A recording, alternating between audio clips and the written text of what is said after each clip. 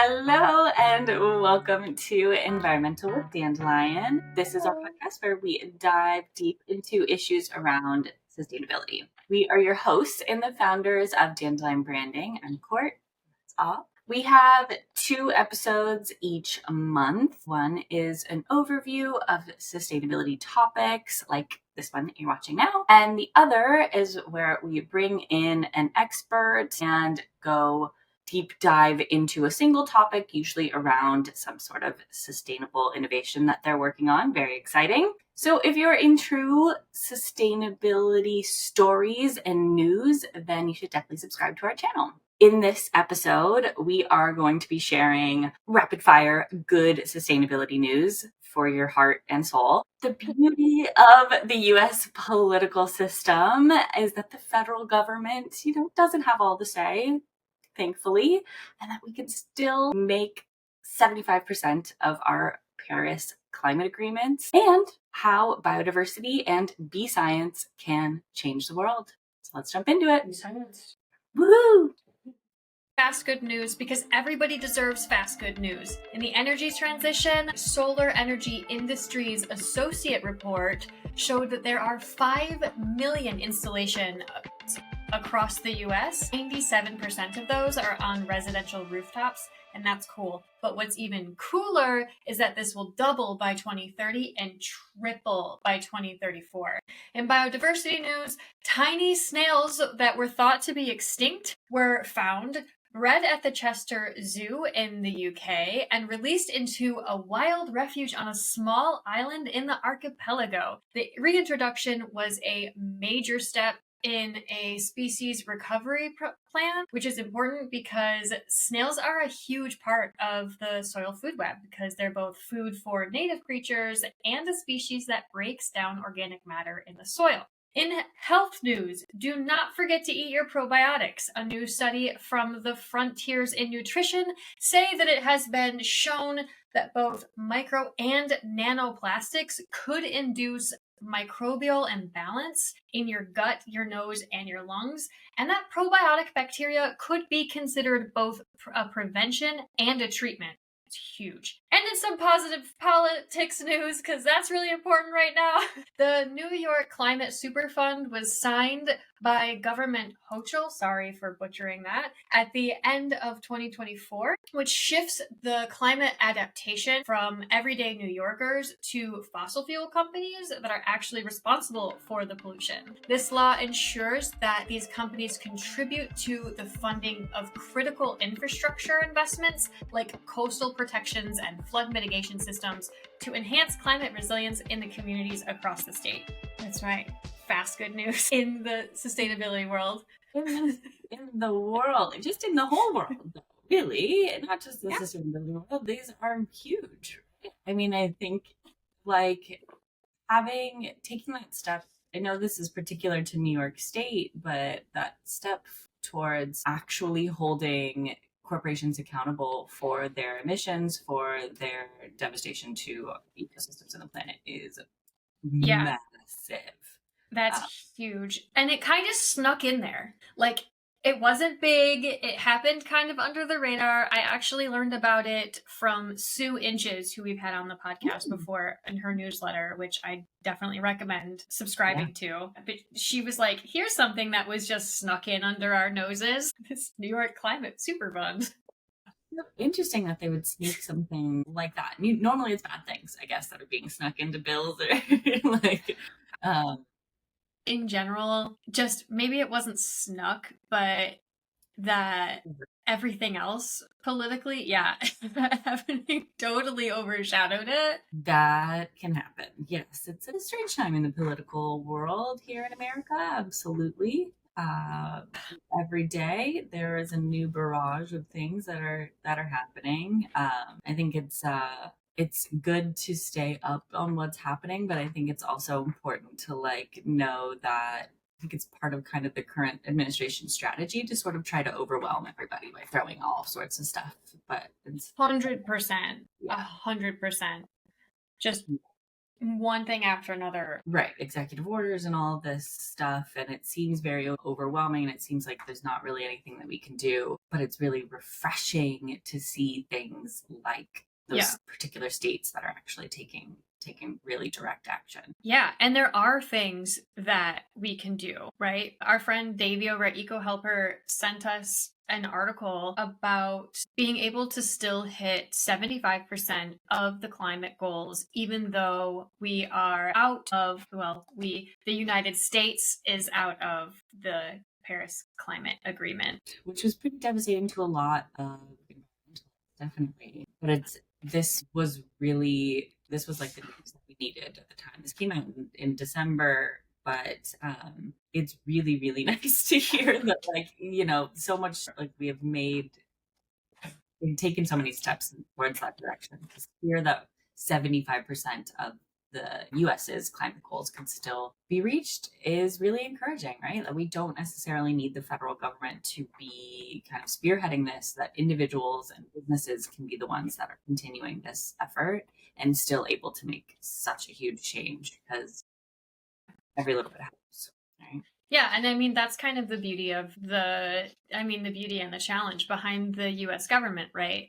And the US culture. It's so independent. Honestly, I didn't really realize how much independence is part of the US culture until I didn't live there anymore.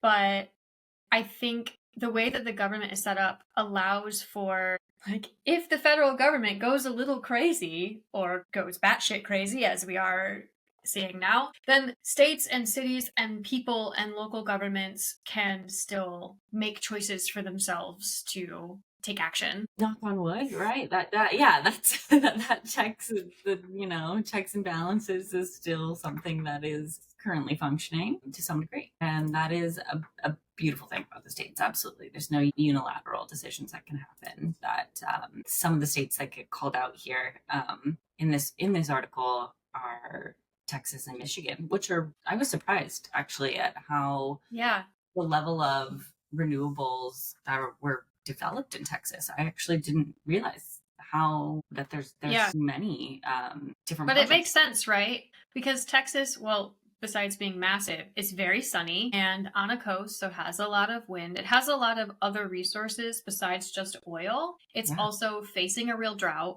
facing really huge issues with their oil and gas production because we're running out of gas. We have to make these choices. There are people there going, we need a solution for when this is gone. Yeah. We need to be able to do something. Well, even like last year, there was the huge winter storms knocked out power for weeks. Like that's it. And current, their power grid is just, it needed a lot of help. So that's really exciting that they really did develop so many alternatives.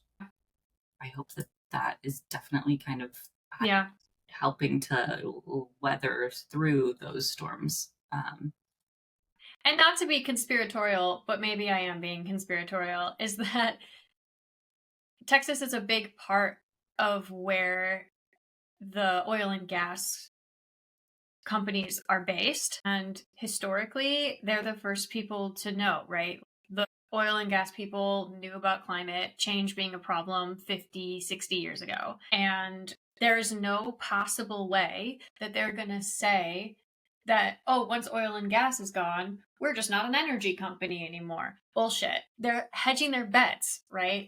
And I think that's a good thing. I don't want to call out, but I think that our oil and gas companies, our energy, should be transitioning into be considering themselves an energy company, and they should be focused on renewables, because if anybody knows that we are running out of our finite resources, it's those guys. Give them credit for being good businessmen first, really.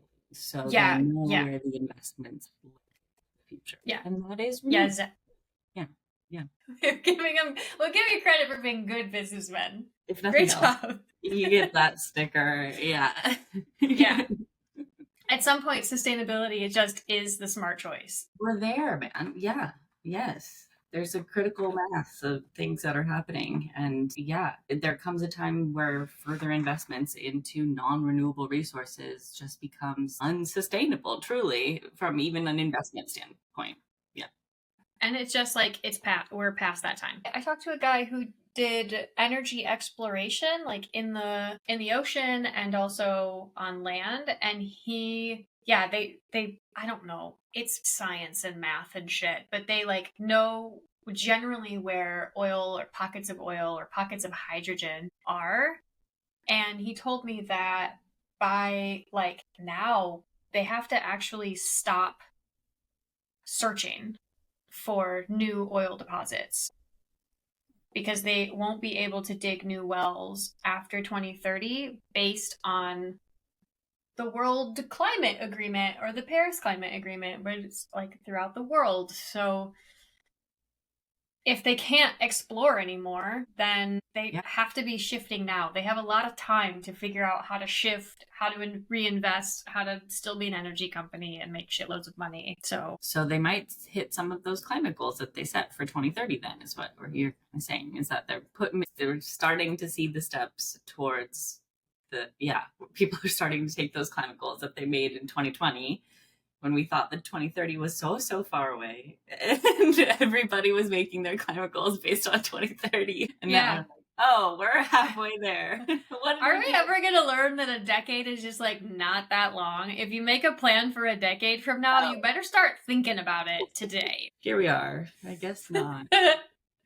I guess not. But hey man, at least we're halfway there. At least it was like, let's start thinking about it 5 years instead of 9 years, you know? A lot can still happen in 5 years. So like we can still, we'll see. But the world is just chronic procrastinators, I think. Humanity just like deals with fires better than we deal with like creating long-term, like step-by-step plans. That makes sense. We've got to see the danger in front of us in order to be convinced of it. Yeah, not the smartest evolutionarily, but... No, but it wasn't, right? Like, it's not the smartest. It's the most adaptable that evolved. So, procrastination is an evolved thing. Yeah, I guess.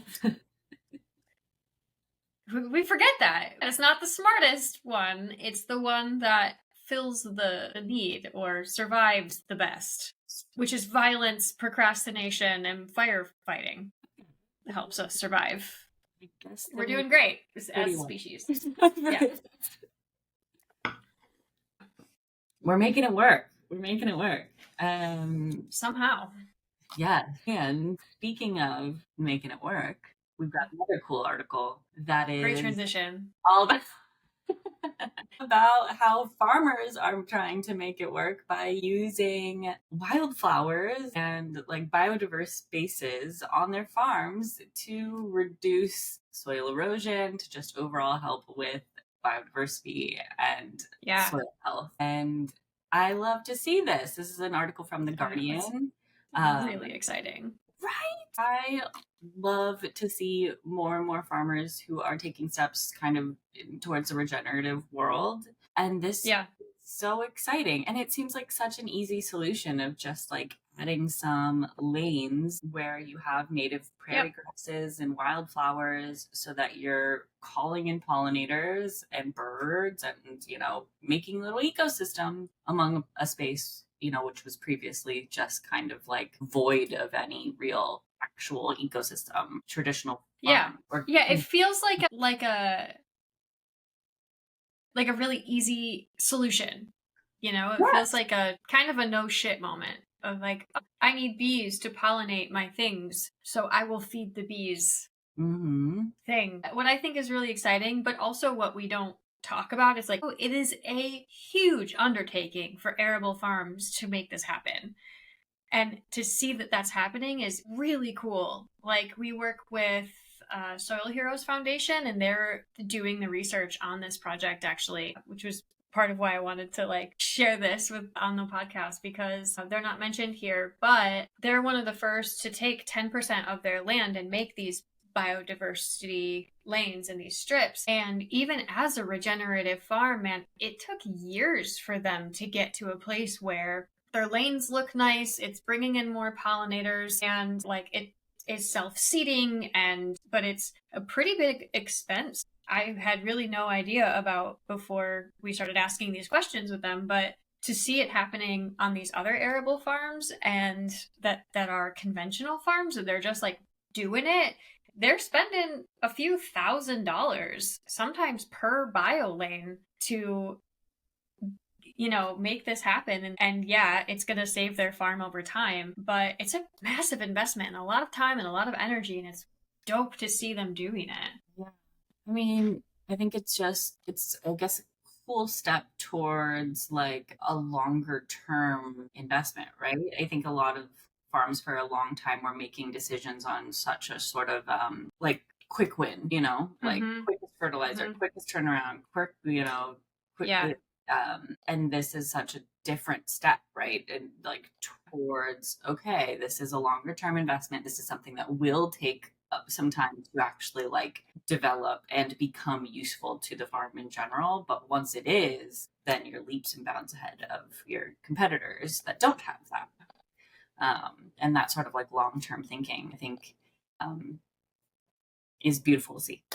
Love it. I agree. I think it's really, really cool. And obviously it's really important because it reduces soil erosion. It helps create resilient spaces between, in case there's a pest in one field, it creates a space for resilience to not have that pest leach into another field. Over time, it also helps with fertilizer and fertilizing the land because it doesn't allow the soil to erode. It allows that soil to stay and grow healthier and keep the fertilizer in the land where it should stay. My hope is that this is just the beginning, like you're saying, that we'll also see things like longer crop rotations and regenerative soil health focus, but one step at a time. Mixed crops would be really cool. I don't know how an arable farm does that, but not my job. These people from Iowa State, they're the agri-scientists that are going to figure out the farm equipment for making mixed crops on an arable farm. Yeah, but I think this is exactly what's sort of needed though, because there is such a big jump from conventional agriculture to regenerative. And I think making those steps a little bit softer for farmers, right? Like, okay, first introduce, like we have the data to prove that, these biodiversity lanes and things are effective. Cool. Okay. Now let's, once they figure out ways in which a conventional farm can perhaps work with mixed crops or something, like it allows for those farms to take steps towards regenerative practices and not like an all or nothing sort of a thing, which I think can be a really scary jump for folks that don't, that rely so entirely on their farm, right? It can be, that's a huge, huge, huge transition. And like you said, takes a long time. So, love to see it. Yeah. Any step in that direction is exciting. And especially if it helps folks who, are sort of on the fence, right? That need help transitioning. So. Yeah. And it's kind of a low barrier to entry. It's money and it's investment, but like if you have to then replace your fertilizer, replace your soil every year, like what is the investment changes, but is it really costing you more over time? Because it will probably pay for itself in just a few years if you confront that, right? But it's really like a long-term, beautiful solution. And they're just gorgeous, honestly.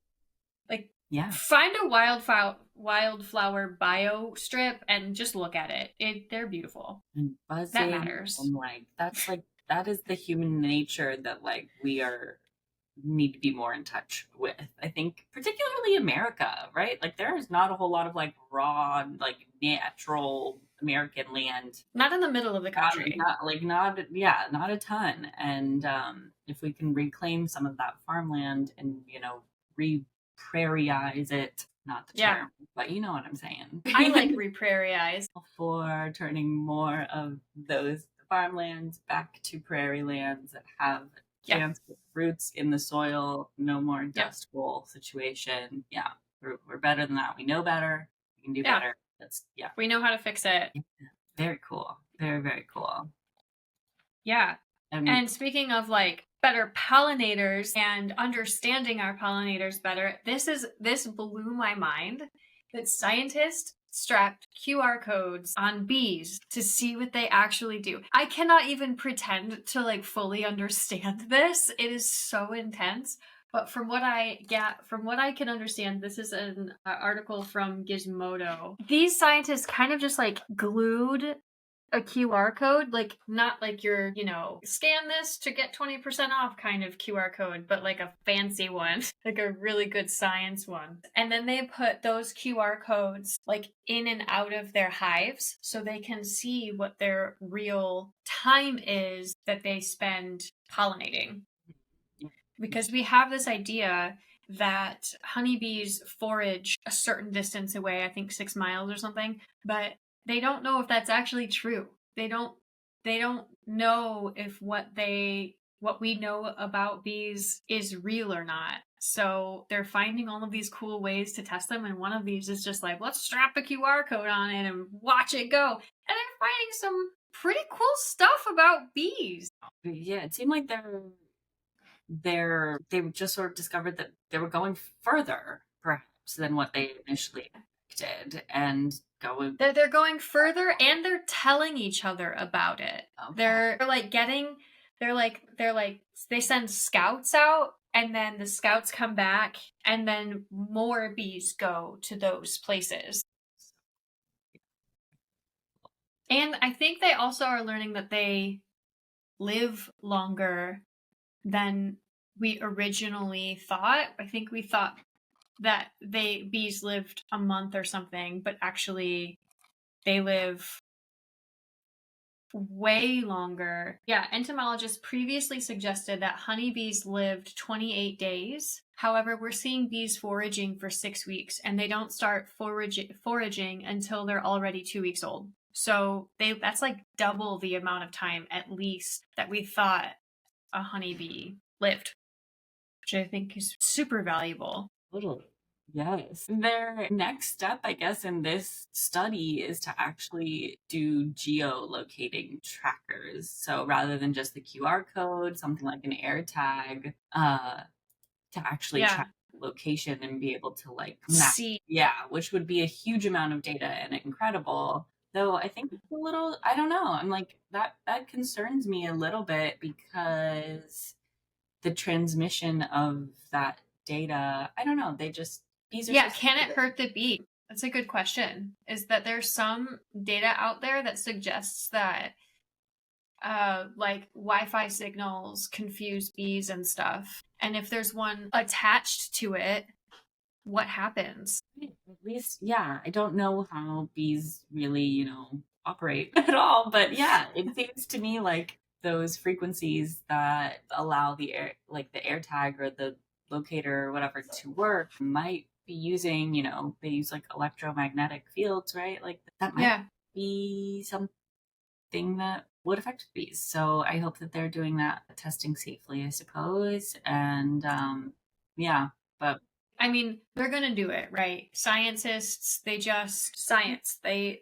want to know the answer to a question. And sometimes they answer questions they didn't know they were asking, like this one about how old a bee gets. And it's like, cool, extra information. Yeah. But maybe they will learn that the way that we are operating with our frequencies is problematic for the bees. Maybe the study won't go, right? One thing about science is that they have to learn those things, and then hopefully we make changes based on that. Yeah, I mean, one could argue that like the data that is provided from tracking is still valuable, even if maybe some bees were harmed in the process, right? Like our actual, what we're finding out about bees and their life cycle and how they interact with the world. Perhaps that could actually help us in some conservation efforts and stuff like that.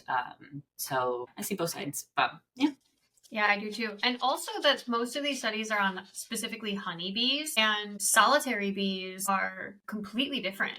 True. And there are so many different types of solitary bees, and they are sometimes better pollinators, and they don't fly as far as honeybees. Honeybees, we just learned they go 10 miles or 10 kilometers away, or 6 miles and 10 kilometers away. But a solitary bee, the data that we know about them is that they kind of stay in their little area. That's why it's important to have little bee houses, solitary bee houses, consistently around so that they stay like in your yard or in your general vicinity. So while we're learning about honeybees, we're not learning about our native bees. And are we applying what we know about non-native honeybees to our native bees? And is that safe is another question. That's a tougher thing to study, for sure. Yeah. Yeah. The solitary bees, for sure. Yeah, or even native bees or wild bees, because honeybees, they live in hives and most bees don't. So while I feel like we can learn a lot about these pollinators, there's a lot that we just can't know, which is also a beautiful thing about nature. But maybe one day, maybe science will bring that knowledge to us. Yeah, maybe. Stay tuned for more science. Of course, stay tuned for more science. Yes, right. More updates. We'll stay abreast of the situation, and we'll let folks know if we have any updates on any of these articles. Yeah, and we'll be back in a couple weeks with an inspiring sustainability story. So thank you for sticking around, and we'll see you next time.